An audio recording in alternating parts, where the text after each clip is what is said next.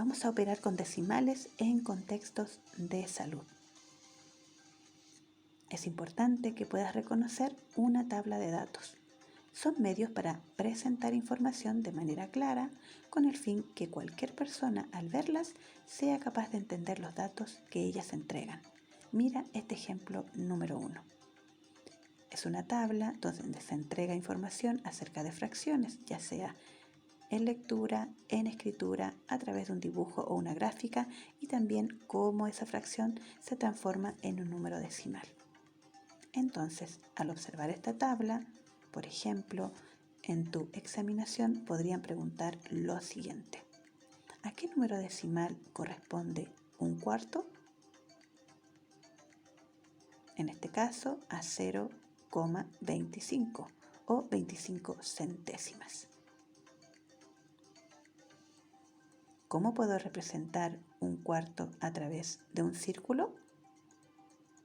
Y ahí tú puedes dibujar eso o mostrar cuál es la respuesta correcta. Entonces es sumamente importante que puedas identificar una tabla de datos, poder leerla y comprenderla, porque a partir de ella pueden hacerte preguntas en tu examinación. Veamos este ejemplo número 2. Aquí hay una fracción común relacionada con la unidad de tiempo. Por ejemplo, un medio corresponde a media hora y sabemos que un medio lo podemos llevar al número decimal.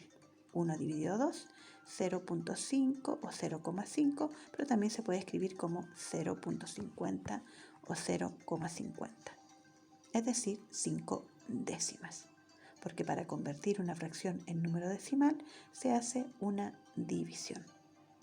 Entonces, pueden preguntarte a partir de esta tabla: ¿cómo puedo representar de manera decimal 2 horas y media? 2 enteros, 5 décimas, o 2.5 o 2,5. Entonces, las tablas de datos son muy importantes para representar mucha información, a fin de que solo con observarla puedas comprender los datos que se están entregando y puedas también responder preguntas a partir de estas tablas de datos. Aquí hay otro ejemplo. Para dosis de 20 miligramos por kilo al día de ibuprofeno en distintas presentaciones de 20 miligramos y de 40 miligramos, y se considera el peso. Y a partir del peso es la indicación para administrar a la persona. Cuando se presenta información en tablas como esta, es importante que puedas leer toda la información que aparece, como lo que yo acabo de hacer. Por ejemplo, en contexto de salud, fijarte en las unidades de medida como tiempo, peso, volumen, en las cantidades, las indicaciones y el nombre de los medicamentos. Bien, manos a la obra. Observa la siguiente tabla con información acerca de las dosis indicadas de antibiótico según el peso y frecuencia de tiempo. Ahí tenemos 2 tipos de amoxicilina y el tiempo está indicado en el centro, dice cada 8 horas.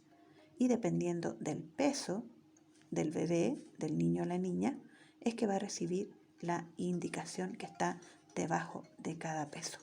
Por ejemplo, para 5 kilos, en el caso de la amoxicilina de 250 miligramos cada 5 mililitros, se debe entregar 1.3 o 0,3 mililitros o un entero 3 décimas cada 8 horas para un bebé que pesa 5 kilos. Entonces es muy importante que puedas comprender estas tablas de datos y que a partir de ellas puedas responder lo que se pregunta. Después de revisar esta tabla, esta información, frente a la siguiente situación, lee detenidamente, descubre pistas, reflexiona, decide una estrategia de cálculo y responde para llegar a la respuesta. Por ejemplo, ¿cuántos mililitros al día corresponde a un bebé que pesa 7 kilos para administrar el antibiótico amoxicilina de 250 miligramos cada 5 mililitros? Aquí lo importante es que puedas observar lo siguiente, hacerte las siguientes preguntas para llegar a una respuesta correcta. ¿Qué información es relevante para desarrollar tu estrategia? Si bien la tabla tiene mucha información, no toda te sirve para responder esta pregunta. Entonces tienes que buscar esa información relevante. ¿Con qué números y cantidades debes trabajar? Una vez que observes la información, vas a descubrir cantidades, números. Y con esos son los que tienes que operar. ¿Y qué operación vas a desarrollar para llegar a esa respuesta? Eso también tienes que decidirlo a partir de las pistas que te entrega la situación matemática. ¿Te acuerdas del lenguaje matemático? Por ejemplo, si puede decir cuánto más, ahí podemos hablar de una adición. Ahora, también pregúntate cómo responderías a esa pregunta.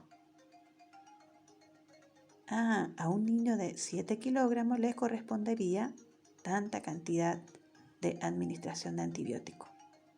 Puedes comprobar tu resultado. Recuerda que tienes a mano tu calculadora. Compartir también tu ejercicio con alguien y comentar el procedimiento. Eso te ayuda a comprender mejor la situación matemática. Pregúntate, ¿usé mi calculadora o hice un cálculo mental o manual? ¿Qué fue mejor? Aquí te dejo la respuesta para esta situación matemática para que puedas desarrollarla siguiendo estas pistas y pautas que te van a ayudar a desarrollar un pensamiento más lógico y más rápido para desarrollar y responder de manera adecuada situaciones matemáticas. También te puedes encontrar con tablas de equivalencias. Observa esta tabla que nos puede facilitar comprender las indicaciones de una receta de cocina, una receta médica o bien natural. Aquí podemos observar equivalencias que nos facilitan la administración o preparación de una receta. Por ejemplo, podemos decir que una cucharada corresponde también a 3 cucharaditas, o son lo mismo, o es igual. Eso es una equivalencia. O que una taza corresponde a 16 cucharadas. Por ejemplo, si necesito preparar una infusión de manzanilla para los malestares estomacales y se indica tomar media taza antes de las comidas, eso también corresponde a 8 cucharadas.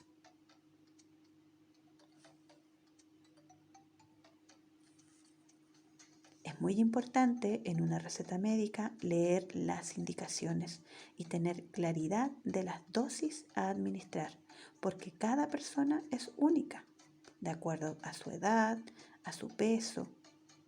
Es la indicación que va a entregar el doctor.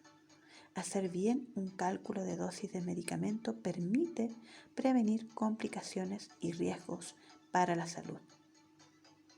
También en estas recetas puedes encontrar fracciones y números decimales.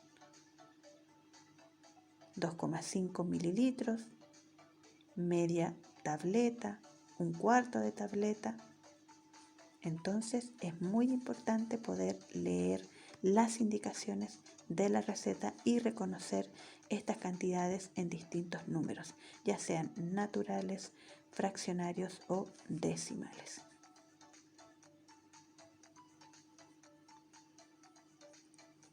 También te puedes encontrar con una infografía, que es una representación visual de información, como el ejemplo que aparece aquí. Es una fotografía, pero con información. Ejemplos de infografías incluyen una variedad de elementos como imágenes, iconos, textos, gráficas y diagramas para comunicar mensajes de un vistazo. Observando esta infografía que te dejé aquí como ejemplo, responde lo siguiente. ¿Es posible que un bebé recién nacido reciba esta indicación de paracetamol? ¿Dice algo al respecto esta infografía? ¿Servirá para un bebé? Si observo muy bien, lo primero que aparece arriba de esta infografía es para niños de 35 kilos o más. Y eso ya me indica que no es una indicación para un bebé. Y está hablando del paracetamol en tabletas y también en jarabe. La cantidad, la dosis a entregar y cada 6 horas máximo.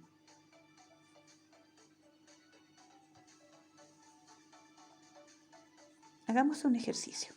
Si optamos por el jarabe, ¿cuántos mililitros se debe administrar en el día? Para llevar a cabo este procedimiento de resolución es importante considerar lo siguiente. Obviamente vamos a observar la imagen de la jeringa y la información que es igual a 5 mililitros. Luego las indicaciones de hora como máximo, cada 6 horas máximo, que está indicado aquí también. La equivalencia de horas en un día. Sabemos que un día tiene 24 horas. Entonces así voy a poder repartir esas 6 horas durante ese día. También la operatoria estratégica para llegar al resultado y responder la pregunta. En este caso voy a dividir y multiplicar.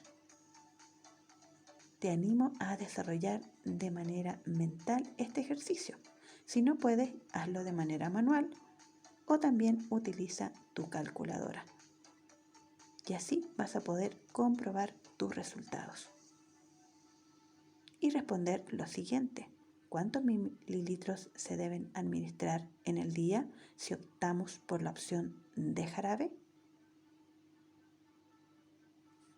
Comparte tus resultados con tus compañeros, compañeras y tu profesora. Recordemos que la receta es un documento estandarizado que comunica por escrito el tratamiento de la enfermedad del paciente para que el medicamento sea entregado de forma correcta en la farmacia.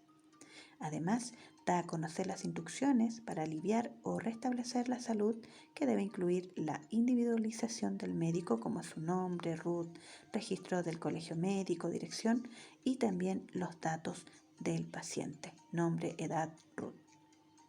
En tanto, la inscripción es el cuerpo de la receta y contiene el nombre y dosis del fármaco prescrito o indicado por el doctor o el médico. Y estos medicamentos deben estar escritos con su nombre comercial, genérico o de marca, la denominación genérica del fármaco o bien el principio activo.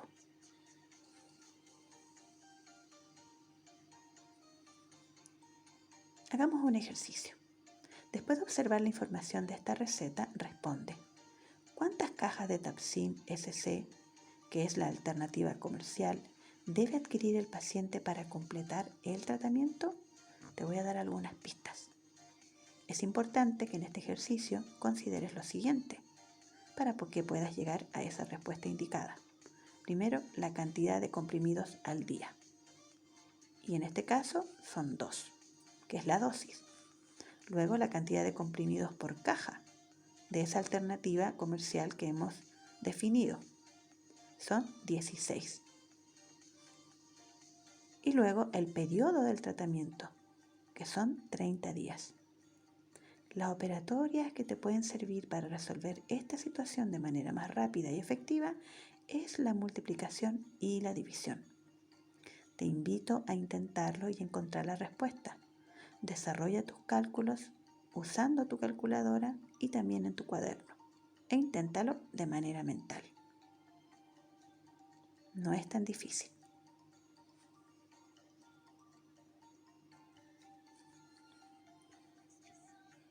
También es importante tener muy claro las unidades de medida al momento de observar recetas y administrar medicamentos de manera correcta.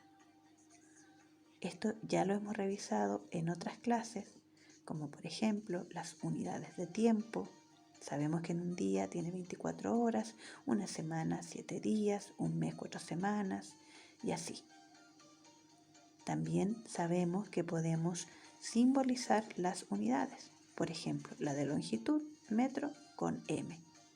O podemos encontrarnos en estas recetas también números fraccionarios y decimales, como por ejemplo un cuarto de cucharadita, media cucharadita, 3/4 de pastilla o de tableta, y en números decimales como 0,5 mililitros. También al tomar la temperatura podemos encontrarnos con números decimales. De ahí la importancia de reconocer las equivalencias y las unidades de medida que ya hemos revisado para que puedas comprender de mejor forma una indicación médica o bien en una receta natural o hasta en una receta de cocina. Bien, ahora te voy a invitar a hacer algo muy interesante y entretenido. Los acertijos tienen muchísimos beneficios. Es uno de los mejores juegos porque activa numerosas zonas del cerebro. Por ejemplo, la del razonamiento, lógico y deductivo y el de la memoria. Si quieres aprender a pensar con lógica, nada mejor que los acertijos, los rompecabezas y adivinanzas. Encontrar la solución no siempre es lo importante. Ya intentarlo te ayudará a mejorar tu razonamiento lógico porque al cerebro le gustan estos desafíos. Aquí te dejaré algunos para practicar. Recuerda que lo importante no es encontrar la respuesta, sino ejercitar tu mente. No siempre hay una respuesta correcta para todo. Pueden haber múltiples respuestas para cada uno de los acertijos. Todo depende de cómo tú puedas entenderlo. Así es que a practicar. Te dejo este de la cabrita, luego este de acá que es un acertijo visual. ¿En qué número está estacionado el auto?